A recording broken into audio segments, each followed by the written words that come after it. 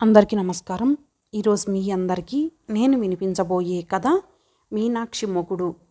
రచయిత కె రఘునందన్ గారు. ఇక కథలోకి వెళితే, రావోయ్ రా అమ్మాయి మీనాక్షి, నీ మొగుడొచ్చాడు అంటూ శ్రీపతయ్య అల్లుడి చేతిలోంచి సూట్ కేసు అందుకున్నాడు. మీనాక్షి అప్పటికింకా గుర్రు తీస్తోంది. అత్తగారు వరహాలమ్మ రాకెట్లాగా వచ్చి అల్లుడిని పలకరించి కూతుర్ని లేపటానికి వెళ్ళింది. భర్త వచ్చాడని తెలియగానే పొంగువారే ఉత్సాహంతో హాలులోకి వచ్చి భర్తను కౌగిలించుకున్నంత పని చేసింది మీనాక్షి. ఈలోగా వరహాలమ్మ కాఫీ కలపాలని లోపలికి నడిచింది.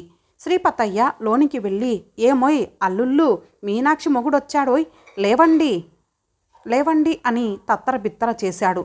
వాళ్ళు లేచి నోట్లో బ్రష్లు పెట్టుకునే తోడల్లుడిని పలకరించారు. మీనాక్షి మొగుడికి బట్టలు తీయాలి కదా, అలా ఓసారి షాప్కెళ్ళి రండి అత్తగారంటోంది లోపల భర్తతో. భర్తను చూస్తూనే మీనాక్షి, ఎంత చిక్కిపోయారండి, ఒంటరిగా ఎట్లా గడిపారో ఏమో అంటూ వాపోయింది. పాలవాడు సరిగ్గా పాలు పోసేవాడు కాదని, చాకలివాడు అల్లరి పెట్టేవాడని, హోటల్ మెతుకులు పడక 2 రోజులు జ్వరం కాసిందని, పక్కింటి సుబ్బుల్ని మొగుడు వదిలి వెళ్ళిపోయాడని, ఇలా నానా కబుర్లు చెప్పాడు వెంకటసత్యం. అలా మాట్లాడుకుంటూనే హాలులోకి తీసుకెళ్ళింది మీనాక్షి. అంతా సోఫాల్లో కూర్చున్నారు. శ్రీపతయ్య పెద్ద కూతురు రాగిని, భర్త శ్రీమన్నారాయణ, తర్వాత కూతురు రూపవాణి, భర్త సోమయాజులు. వారం క్రితమే సెలవు పెట్టుకొని 3 పూటలా మెక్కుతూ పోచుకోలు కబుర్లు, చెత్త పుస్తకాలతో కాలక్షేపం చేస్తున్నారు. మీనాక్షి మొగుడొచ్చాడండి, మనం ఈ నెల నుండి వేస్తున్న చీటీలో కలుస్తారేమో కనుక్కోండి అంది రూపవాణి భర్తను గోకుతూ. అవును, స్కీమ్కి ఒక మెంబరు తక్కువ అనుకుంటూ ఉంటే మీనాక్షి మొగుడిని బాగా గుర్తు చేశావు. ఏమోయ్, నువ్వు కూడా చేరతావా? మనందరం నెల జీతం రాగానే ఒకరి పేరున డబ్బు మనీ ఆర్డర్ చేద్దాం. ఎవరికి ఏ నెల వస్తుందో ఇవాళే లాటరీ తీద్దాం అని పథకం వివరించాడు సోమయాజులు. ఆ అవకతవక ప్రణాళిక ఇష్టం లేకపోయినా మీనాక్షి ముడుకుపోటుకి గంగిరెద్దులా బుర్రోపక తప్పలేదు. అబ్బ మీనాక్షి మొగుడు ఒప్పుకున్నాడోయ్, రాగిని అరుపుతో అందరూ ఉలిక్కిపడ్డారు. చీటీ విషయం తెలుసుకున్నాక అంతా కలిసి ఈ 2 రోజులు పండుగ ఎట్లా జరపాల్సింది చర్చించుకున్నారు. ఆ ఇంట్లో మీనాక్షికి ప్రతిపత్తి బాగా ఉంది. అందరికంటే మీనాక్షి పట్ల శ్రీపతయ్య చూపిన ఆప్యాయత, అనురాగాలే దానికి కారణం. ఇంటడు పని ఆమె ఒక్కర్తీ చేస్తుందని, దస్తూరి ముత్యాల కోవని తెలుసుకొని ఆ రెంటికి వెంకట సత్యం ఇష్టపడ్డాడంటే అతిశయోక్తి కాదేమో. అటువంటి వెంకట సత్యం పెళ్ళైనాక తొలి పండుగకి, అది దీపావళికి వెళ్ళటం అదే. అందువలన ఆ ఇంటి వాతావరణం కొత్తగా ఉంది. తోడల్లుళ్ళ అతివాగుడు, వదినగార్ల పెత్తనాలు, ఇవన్నీ అతని ఇష్టాయిష్టాలతో ప్రమేయం లేకుండానే జరిగిపోతున్నాయి. ఏమిటోయ్ ఆలోచిస్తున్నావు అని శ్రీపతయ్య పిలిచేదాకా ఆ ఇంట్లోనే ఉన్న ఈ లోకంలో లేడు వెంకట సత్యం. బాబు శ్రీపతయ్య గారు, పాలవాడు కాబోలు గిన్నెలో పాలు కొలచి తర్జనితో తన వైపు చూపిస్తూ అడుగుతుంటే అటు తిరిగాడు వెంకట సత్యం. అతనా? అదేన్రా, ఒరే నీ తోటలంట తిరిగేది కదరా మా పిల్ల, అదేన్రా మీనాక్షి, దాని మొగుడు అని చెప్పి పరిచయం చేశాడు శ్రీపతయ్య. దండాలు పెట్టి పాలవాడు, బాబయ్య మా మీనాక్షమ్మ మొగుడా తమరు, చల్లగుండాలయ్యా అని వెళ్ళిపోయాడు.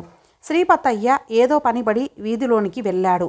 ఆ క్షణంలోనే వెంకట సత్యానికి ఎడతెగని కోపం, దిగులు, అసహ్యం ఒక్కసారి అతని పాదం నుండి నెత్తికి ఎగబ్రాకాయి. తను వచ్చిన లగాయత్తు కనిపెడుతున్నాడు. అంతా తనని పేరులేని అనామకుడిలా చూస్తున్నారు. తోడల్లుళ్ళు, మామగారు, అత్తగారు, ఇలా ఒకరేమిటి, అంతా తనని మీనాక్షి మొగుడుగా ముద్ర వేసి పిలుస్తున్నారు. తనకు ఓ ప్రాముఖ్యం లేదా? తన తల్లిదండ్రులు ఎంతో అట్టహాసంగా నామకరణ మహోత్సవం జరిపి తన పేరు వీర వెంకట సత్యనాగేశ్వరరావుగా ధృవీకరించారు. యూనివర్సిటీ వారు కూడా డిగ్రీ కాగితంలో సర్టిఫై చేసి పారేశారు. పోనీ పూర్తి పేరు అక్కర్లేదు, కనీసం సత్యమనో లేక వెంకటమనో ఏదో ఒకటి ఈ జీవానికో పేరు పెట్టి పిలిస్తే ఎంత బావున్ను. వెతబది తన పెళ్ళాం ప్రతిపత్తి, ఆమె ఆసరాతో తన బ్రతుకు వెళ్ళమారుస్తున్నట్లుగా తను ఎందుకు కొరగాని వాడిలాగా అయిపోతున్నట్లు మీనాక్షి మొగుడు అంటున్నారు అందరూ. ఇంత అంతా కసి కాదు వెంకట సత్యానికి.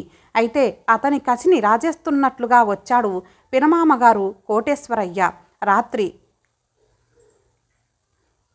తెల్లారితే దీపావళి అనగా ఇంట్లో ఎవడో కొత్త జీవం దిగినట్లు ఛాయలు కనిపిస్తే ఎవరా అని అడిగాడు వెంకట సత్యం. అదేమిటయ్యా, నేనయ్యా, పెళ్ళైనాక మనం కలవలేదు కదూ. అయ్యో రాత, నువ్వు మీనాక్షి మొగుడివేనా? చూడ్రా శ్రీపతి, మీనాక్షి మొగుడికి నేను జ్ఞాపకం లేదట అంటూ తనని మర్చిపోవటం యాదృచ్ఛికంగా జరిగినా తనేదో బ్రహ్మహత్యాపాతకం చేసినట్లుగా అభియోగం మోపాడు కోటేశ్వరయ్య. ఆ క్షణం కూడా మీనాక్షి మొగుడు అని పిలవటంతో చికాకెత్తిపోయింది వెంకట సత్యానికి. ప్రొద్దుట లేస్తూనే అత్తగారు వరహాలమ్మ తన కోసం గదులన్నీ గాలిస్తూ, మీనాక్షి మొగుడేడండి, మీనాక్షి మొగుడేడి, అల్లుళ్ళు శ్రీమన్నారాయణ సోమయాజులకి తల అంటాను, మీనాక్షి మొగుడికి ఇంకా తల అంటాలి అని రాకాసంత గొంతుకతో చెబుతోంది. దిమ్మెత్తిపోయింది వెంకట సత్యానికి. అల్లుళ్ళు ఇద్దరి పేర్లు సరిగ్గా అక్షరాలన్నీ ఒత్తి పలికి మరీ ఉచ్చరిస్తుంటే తన పేరు వచ్చేసరికి నాలుక తెగిపోయిందా? అత్తగారికి ఇదేం పోయే కాలం? గుండెల్లో గుణపాలు గుచ్చుకున్నట్లు అయిపోతోందే కానీ పెద్దవాళ్ళని ఏమనగలడు? అందరి ఎదుట పండ్లపొడి అడ్వర్టైజ్మెంట్ వారి మోడల్లో నిలబడి నవ్వుతున్నాడు తను. ఆ రోజే దీపావళి. ఒంటరిగా కూర్చొని ఆలోచిస్తున్నాడు వెంకట సత్యం. మీనాక్షి మొగుడు ఎక్కడున్నావయ్యా? ఓహో ఇక్కడా అన్నట్లు నిన్ను శ్రీమన్నారాయణ సోమయాజులు పిలుస్తున్నారు, మేడ మీద గదిలో ఉన్నారు అని శ్రీపతయ్య పిలిచి తన మానాన తాను వెళ్ళిపోయాడు. చిర్రెత్తిపోయింది అతనికి. అయినా వెళ్ళాడు. అమ్మయ్యా, ఇప్పటికి దొరికాడు మీనాక్షి మొగుడు. రావయ్యా, నువ్వేమో కథలు కవితలు గట్రా గీకుతుంటావని తెలిసింది అన్నాడు శ్రీమన్నారాయణ. ఏదోలేండి అనేశాడు వెంకట సత్యం. అసలే మంటగా ఉంది పేరు పెట్టి పిలవనందుకు. ఏదో అని మూతి తిప్పిన వారే ఘనాపాటిలు అనిపించుకున్నారు. ఏది నీ కవితాగానం అని ఒత్తిడి చేశాడు సోమయాజులు. కాదనేశాడు. కానీ ఎవరూ వదల్లేదు. దానికి తోడుగా అదేమిటండి, మొన్ననేగా వినాయక చవితి మీద కవితలు రాసింది, అప్పుడే మతిమరుపా అని సాగదీసింది మీనాక్షి. తప్పనిసరి పరిస్థితుల్లో 4-5 కవితలు వారికి వినిపించాడు. అబ్బో ఎంత బాగున్నాయో మీనాక్షి మొగుడి కవితలు, రాగిని అని శ్రీమన్నారాయణ ఉబ్బిపోయాడు. నెత్తిన ఒక మొత్తాలనిపించింది వెంకట సత్యానికి. అసహనం కనిపించకుండా బయటకు నడిచాడు. అశాంతిగా ఉందని బట్టలు మార్చుకొని వీధిలోకి వెళ్ళాడు. ఎప్పుడైనా మనసులో హాయి లేకపోతే దేవుని గుడికి వెళ్ళటం వెంకట సత్యానికి అలవాటు. దాసన్నపేటలో ఆంజనేయస్వామి గుడికి నడిచాడు. దక్షిణపు గట్టు నుండి బాగా దగ్గర. కొబ్బరికాయలు కొందామని కొట్టువైపు వెళ్ళాడు. ఎవరో చప్పట్లు చరిచినట్లయితే అటు దృష్టి సారించాడు. మరో కొట్టువాడు ఎందుకోనని నడిచాడు. అన్నట్లు తమరు మీనాక్షమ్మ మొగుడేనా? ఇందండి పట్టుకెళ్ళండి. మీనాక్షమ్మ 10 పాస్ అయినప్పుడు నా దగ్గరే 100 కొబ్బరికాయలు కొని దేవుడికి కొట్టిందండి. పెళ్లి కుదిరినప్పుడు కూడా ఇక్కడే కొందండి అని చెప్పి నవ్వాడు కొట్టువాడు. ఆ కొబ్బరికాయలన్నీ వాడి నెత్తిన కొట్టాలనిపించింది వెంకట సత్యానికి. అక్కడి నుంచి గుడివైపు కదిలాడు. పూజారి నవ్వుతూ కొబ్బరికాయను తీసుకొని కొట్టాడు. తీర్థం ఇచ్చి శటగోపం నెత్తిన పెట్టి, బాబు నువ్వు మీనాక్షి మొగుడివి కదూ అని ప్రశ్నించాడు. చాలా శాంతంగానే అడిగాడు ఆ మాట. ఆ క్షణంలో శటగోపంలో తన బుర్ర ఇరుక్కుపోయినట్లుగా ఇబ్బంది పడ్డాడు వెంకట సత్యం. జవాబు చెబితే కానీ శటగోపం లేపేటట్టు లేడని అవునని బదులిచ్చాడు వెంకట సత్యం.